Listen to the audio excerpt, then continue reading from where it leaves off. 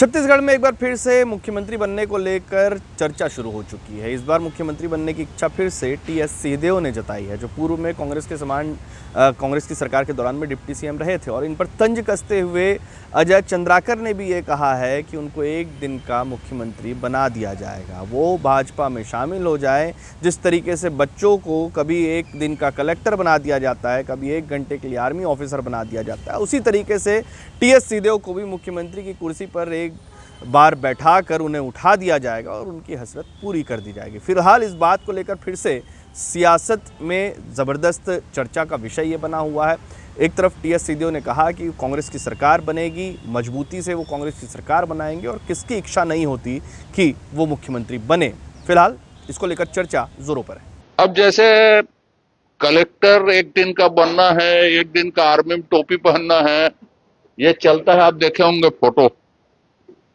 अब आ जाए हम उसको एक दिन विष्णुदेव जाए साय जी के कुर्सी से बैठा के सम्मान करके उठा के ले जाएंगे। और क्या यही है, कांग्रेस में तो उसको कुछ मिलना नहीं। देखे हो ना, किसी बच्चे ने इच्छा दी एक दिन का कलेक्टर, 1 घंटे के लिए military cap, major, lieutenant general ऐसा बनाते हैं, तो हम लोग वैसे उसका सम्मान कर देंगे।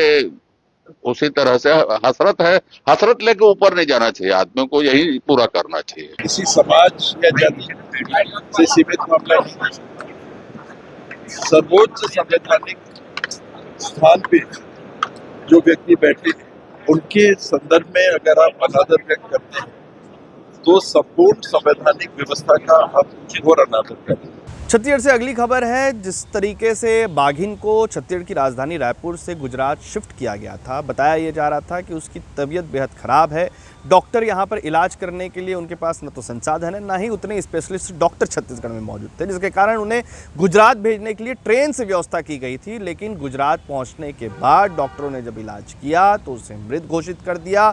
बताया ये जा रहा है कि उसकी आंत में परेशानी के कारण उसकी मृत्यु हो गई है। लेकिन सूत्रों की माने तो बाघिन की हालत बेहद गंभीर थी। लगातार उसे प्रसव के कारण जो परेशानियों का सामना करना पड़ रहा था, बच्चे के कारण जो परेशानियों का सामना पैदा करना पड़ रहा था, उसको लेकर यहाँ पर ध्यान नहीं दिया गया और जिसके कारण, लापरवाही के कारण अब उस बाघिन की मौत हो गई है। एक बार फिर से सवालिया निशान खड़ा होता है कि जिस तरीके से जानवरों के इलाज के लिए छत्तीसगढ़ में बेहतर सुविधाएं नहीं है, एक बड़ा नेशनल पार्क होने के साथ में, कई तरीके के नेशनल पार्क होने के साथ में छत्तीसगढ़ की राजधानी रायपुर में भी एक बड़ा जू भी बनाया गया है और इसके साथ में जानवरों को रखने के लिए बेहतर फैसिलिटी भी की गई है। लेकिन आखिरकार डॉक्टरों की व्यवस्था क्यों नहीं की जा रही? लाखों करोड़ों खर्च होने के बाद आखिर इस तरह की परिस्थितियां क्यों हैं? इसका जवाब अभी आना बाकी है। अगली खबर, छत्तीसगढ़ के पूर्व मुख्यमंत्री भूपेश बघेल बिहार चुनाव से वापस लौटे और उन्होंने अपने बयान में एक बार फिर से भाजपा पर तंज कसा है। उन्होंने कहा है कि ED, IT, CBI, DRI, CVC के साथ में चुनाव आयोग को भी अपने कब्जे में भाजपा ने कर लिया है। आज छत्तीसगढ़ में जिस तरीके से कानून के जानकार वकीलों की तरफ से एक बयान सामने आया, जिसमें 164 के बयान पर पुलिस को फटकार कोर्ट ने लगाई है। उसने कहा है कि 164 का जो बयान प्रस्तुत किया गया था वो पेन ड्राइव के ज़रिए प्रस्तुत किया गया था। वो बयान जो है फिजिकल, जिस तरीके से जो प्रावधान उसके होते हैं, उस प्रावधानों के तहत उस बयान को प्रस्तुत नहीं किया गया है। इसलिए छत्तीसगढ़ की राजधानी रायपुर के आईजी को कोर्ट में प्रस्तुत होने की बात कही गई है। फिलहाल इस पर तंज कसते हुए भूपेश बघेल ने कहा है कि इस तरीके की घटनाएं पहली बार इतिहास में होंगी, जिसको लेकर अब चर्चा का विषय बना हुआ है। इसमें कोई सवाल है तो पूछ लो, जिसको मैंने कहा ये भी अलोकतांत्रिक है। जो सवाल आप पूछ रहे हैं, जिन्होंने ये जो बात कही वो भी अलोकतांत्रिक है। विष्णुदेव जाते जाते एक दिन के लिए बना दें, मतलब विष्णुदेव को जब चाहे उठा सकते हो, जब चाहे दिखा सकते हो। मतलब संविधान की कोई स्थान नहीं, संविधान की व्यवस्था नहीं है, संविधान को नहीं मानते, यही बात हुई। अगली खबर छत्तीसगढ़ में कप सिरप को लेकर है, जहां पर सरकार की व्यवस्थाओं पर प्रश्न चिन्ह लगाते हुए प्रदेश अध्यक्ष कांग्रेस के दीपक बैज ने कहा है कि छत्तीसगढ़ सरकार के पास में कोई भी ऐसी व्यवस्था नहीं है जिससे कप सिरप के नकली होने या कप सिरप अमानक होने को लेकर जांच की जाए। जो यंत्र है वो भी खराब पड़े हुए हैं। ऐसे में जिस तरीके से अन्य राज्यों में कप सिरप के कारण बच्चों की मौत हुई है और लोगों की जिंदगियों के साथ खिलवाड़ हुआ है, उसको लेकर छत्तीसगढ़ में भी ऐसे हालात बन सकते हैं। उन्होंने सवाल खड़े करते हुए सरकार से सवाल भी पूछा है कि आखिरकार कैसी व्यवस्था होनी चाहिए, किन मशीनरियों का उपयोग किया जा रहा है, किस तरीके से नकली कप सिरप को यहाँ पर रोकने की व्यवस्था की जाएगी। इसको जवाब सरकार को देना चाहिए। वन मंत्री को शायद पता नहीं है कि अभी दारू पीकर स्कूल में भी जा रहे हैं। अब दारूदी स्कूल भी पहुंच गया है। मतलब पूरी सरकार ही शराबी हो गई है, पहला चीज।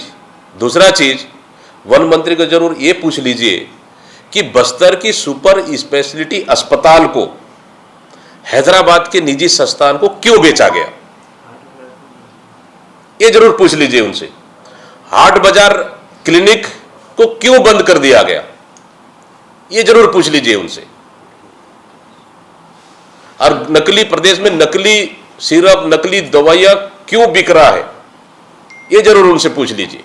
अगली खबर छत्तीसगढ़ को भी आत्मनिर्भर बनाने को लेकर जिस तरीके से मोदी सरकार की योजना है उसमें फ़ायदे को लेकर आज डिप्टी सीएम अरुण साव ने जानकारी दी। उन्होंने कहा कि बस्तर की लोक कला के साथ में जांजगीर चांपा के कोसा और इसके साथ में ही महिला स्व सहायता समूहों के उत्पादों को वैश्विक स्तर पर पहचान मिलेगी और इससे उन लोगों को भी फ़ायदा मिलेगा, आत्मनिर्भर बनने में मजबूती मिलेगी। फिलहाल छत्तीसगढ़ देश भर में इन्हीं तमाम उत्पादों को लेकर लगातार बड़े पैमाने पर, चाहे वो कोसा की बात कर ले, हर्बल उत्पादों की बात कर ले या लोक कला की बात कर ले, इसको लेकर पहचाना जाता है। लेकिन अब उसको वैश्विक तौर पर पहचान दिलाने की कवायद भाजपा की सरकार करने का दावा कर रही है।